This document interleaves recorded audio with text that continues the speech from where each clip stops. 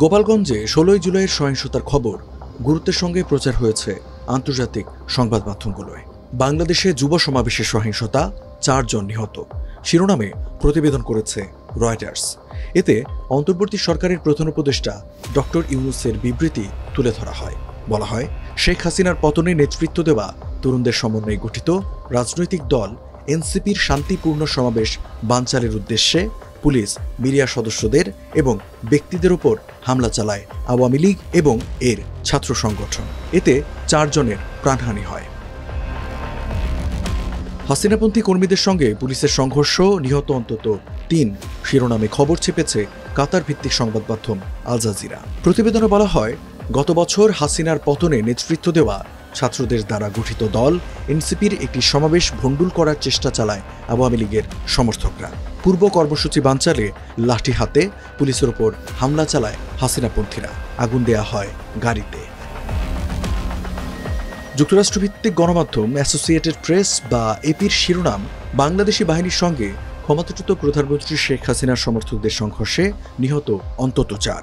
প্রতিবেদনে বলা হয়, হাসিনার পৈতৃক নিবাস ও আওয়ামী লীগের শক্ত ঘাঁটি হিসেবে পরিচিত গোপালগঞ্জে এনসিপির পদযাত্রায় ব্যাপক সংঘর্ষ হয়। এতে কমপক্ষে ৪ জন নিহত হন। পরে পরিস্থিতি নিয়ন্ত্রণে শহরে জারি করা হয় কারফিউ।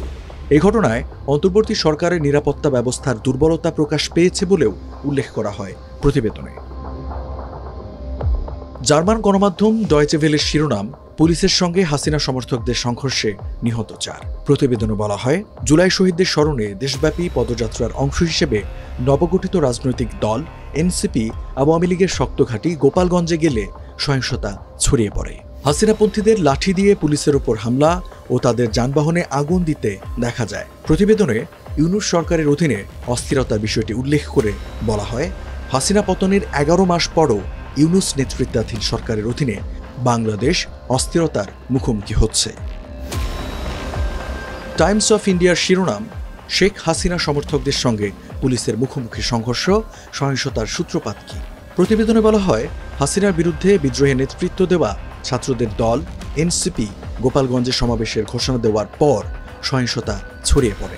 সমাবেশ বানচাল করতে আওয়ামী লীগের কর্মীরা সড়কে অবস্থান নিয়ে অবরোধ করে। এ সময় তারা সরকারি গাড়িতে আগুন দেয়।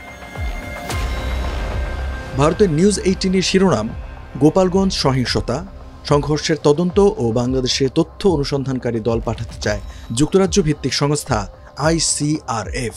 প্রতিবেদনে বলা হয়, এনসিপির সদস্যদের দ্বারা পরিচালিত বাংলাদেশের গোপালগঞ্জে সাম্প্রতিক সহিংসতার ঘটনা শীঘ্রই আন্তর্জাতিক দৃষ্টি আকর্ষণ করতে পারে।